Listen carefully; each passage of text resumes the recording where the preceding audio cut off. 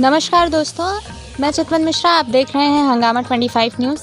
आज हमारे साथ मौजूद हैं मैग्सेसे पुरस्कार प्राप्त महान व्यक्तित्व के धनी सामाजिक चिंतक व विचारक डॉक्टर संदीप पांडे, एक ऐसा व्यक्तित्व जिसे हर कोई जानता है।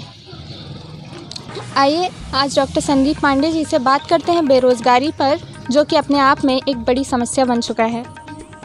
संख्या बढ़ रही है, तो भाई जब जनसंख्या बढ़ेगी, आपको मालूम है कि हिंदुस्तान में युवा आबादी बहुत ज़्यादा है वृद्ध लोगों की तुलना में। तो आबादी बढ़ रही है, अर्थव्यवस्था इधर चरमरा गई है, क्योंकि पहले नोटबंदी, उसके बाद जीएसटी, उसके बाद दो तालाबंदी, जिस वजह से नौकरियां ख़त्म हो गई हैं, कम हो गई हैं, उनका चरित्र बदल गया है, इसलिए बेरोज़गारी का संकट बहुत बढ़ गया है।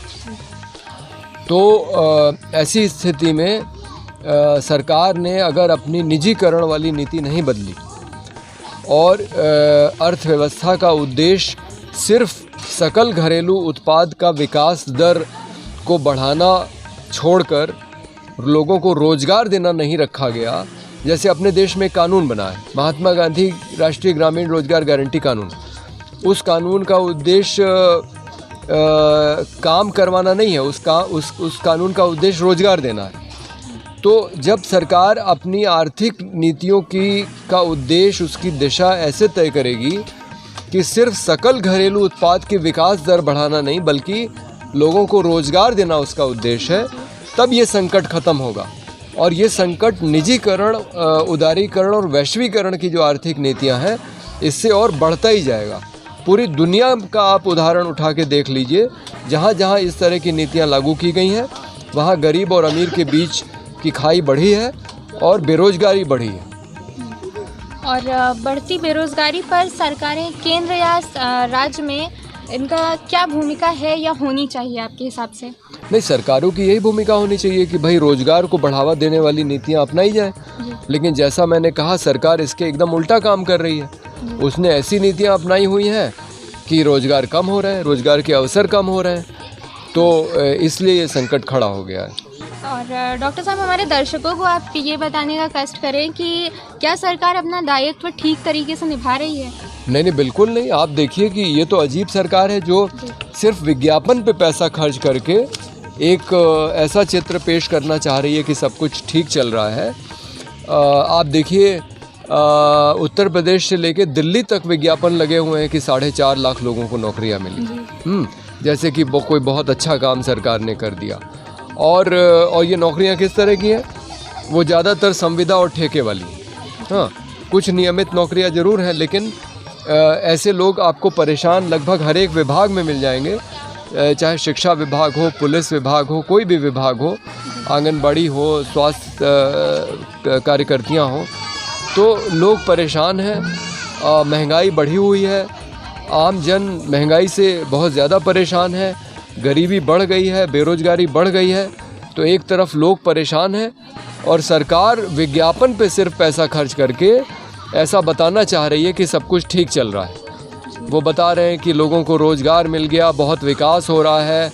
अब बताइए, अंतर्राष्ट्रीय हवाई अड्डे का उद्घाटन करके इसको बड़ी उपलब्धि बताई जा रही है। भाई, और वो भी जैसा अखिलेश यादव ने कहा कि आपने नीतियां तो निजीकरण की अपना ली हैं, तो आप बनाएंगे भी तो बाद में तो आप उसको अडानी को ही देने वाले हैं। तो जो निजी कंपनी अगर कोई क्षेत्र में आएगी तो वो सिर्फ मुनाफे के लिए आएगी। और देखिए, इसीलिए किसान आंदोलन में किसान को ये बात समझ में आ गई थी कि ये कानून हमारे लिए नहीं बने हैं, ये बने हैं अडानी और अंबानी के लिए। और उसने फिर उसका जम के विरोध किया और सरकार को मजबूर किया कि उन कानूनों को वापस लिया जाए। और आपके हिसाब से कोई ऐसा कार्यक्रम, कोई ऐसा कारगर उपाय जिससे बेरोज़गारी को रोका जा सके, कम किया जा सके? जी बिल्कुल, जैसा मैंने कहा कि आपको अपना उद्देश्य बदलना पड़ेगा। अगर आप ये उद्देश्य बना लेंगे कि लोगों को रोज़गार देना हमारी प्राथमिकता है और रोज़गार के अधिकार को मौलिक अधिकार इस देश में बनाया जाना चाहिए। देखिए, जब हमारा देश आज़ाद हुआ तो शिक्षा का अधिकार भी मौलिक अधिकार नहीं था, लेकिन वो कानून बना पहले अटल बिहारी वाजपेयी के समय में, फिर मनमोहन सिंह ने कानून बनाया और उसको लागू किया। शिक्षा का अधिकार अब मौलिक अधिकार है, खाद्य सुरक्षा अब मौलिक अधिकार है। ग्रामीण इलाके में 100 दिन का रोज़गार मौलिक अधिकार है। तो इसी तरह से इस देश के हर एक नौजवान नवयुवती के लिए रोज़गार को अगर मौलिक अधिकार बना दिया जाएगा और सरकार इस दिशा में काम करेगी, इस तरह से अर्थव्यवस्था का विकास करेगी कि रोज़गार का सृजन हो, सिर्फ मुनाफे से उसको मतलब नहीं रहेगा। और निजी कंपनियों को तो बिल्कुल आपको रोकना पड़ेगा। हम उस तरह के निजीकरण के खिलाफ नहीं है कि कोई अपनी खेती कर रहा है, कोई सड़क पे ठेला लगा के सब्जी बेच रहा है, वो भी निजी काम है, लेकिन वो छोटा निजी काम है। लेकिन जब आप बड़ी कंपनियों को ले आते हैं, अडानी अंबानी जैसी कंपनियों को ले आते हैं, बहुराष्ट्रीय, अब देखिए कितने शर्म की बात है कि हमारे देश में कोका कोला और पेप्सी पानी की बोतल बेच रही हैं। हमारा ही पानी हम ही को बेच के हमको लूट के जा रही हैं। तो इस तरह की नीतियां आप बनाएंगे कंपनियों को फ़ायदा पहुंचाने के लिए, तो रोज़गार नहीं बढ़ेंगे। आपको तय करके अपनी नीतियां बनानी पड़ेंगी कि रोज़गार के सृजन की नीतियां बने, तब रोज़गार के अवसर पैदा होंगे, लोगों को रोज़गार मिलेंगे। और वो ज़्यादा आपको कुटीर उद्योग, लघु उद्योग, इस पे ध्यान देना पड़ेगा जिसमें ज़्यादा रोज़गार लोगों को अपने घर के पास मिल सकें। ऐसा नहीं होना चाहिए कि लोगों को अपने गांव छोड़ के बड़े बड़े शहरों में जाना पड़े और फिर जैसा हमने देखा तालाबंदी में लोग कितना परेशान हुए, हज़ारों किलोमीटर पैदल चल के अपने घर पहुँचे। मेरा अंतिम सवाल कि आप सरकार से और आम जनता से हमारे पोर्टल के माध्यम से कुछ कहना चाहेंगे? जी, सरकार से ये मांग है कि आप मनरेगा की तरह एक पढ़े लिखे नौजवान नवयुवतियों के लिए एक रोज़गार गारंटी का कानून बनाएं।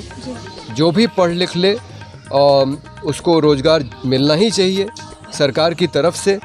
और अगर आप रोज़गार न दे सकें तो आप उसको बेरोज़गारी भत्ता दीजिए। जैसे मनरेगा में प्रावधान है कि अगर आपको काम न मिले मांगने पे तो आप बेरोज़गारी भत्ता मांग सकते हैं, और बेरोज़गारी भत्ता भी आपको 100 दिन की मजदूरी के बराबर मिल जाएगा अगर आप मांगेंगे और अपनी लड़ाई ठीक से लड़ेंगे। तो उसी तरह से या तो आप रोज़गार दें, और रोज़गार अगर नहीं दे सकते तो आप उतना बेरोज़गारी भत्ता दें जितना आपने गरीबी रेखा तय की हुई है। जैसे सामान्य वर्ग के लिए आपने तय किया है कि 8 लाख सालाना आय से अगर आपकी आय कम है तो आप उसमें उस आरक्षण का लाभ उठा सकते हैं। यानी कि आप मान रहे हैं कि 8 लाख से नीचे वाला व्यक्ति अपनी आजीविका चलाने में सक्षम नहीं है, तो आप 8 लाख रुपए का अगर उसको रोज़गार नहीं दे सकते तो आप 8 लाख रुपए साल में उसको बेरोज़गारी भत्ते के रूप में दें। डॉक्टर संदीप जी, आपको बहुत बहुत धन्यवाद। आपने हमारे चैनल को टाइम दिया, समय दिया, और हंगामा 25 न्यूज़ की तरफ से आपका बहुत बहुत आभार।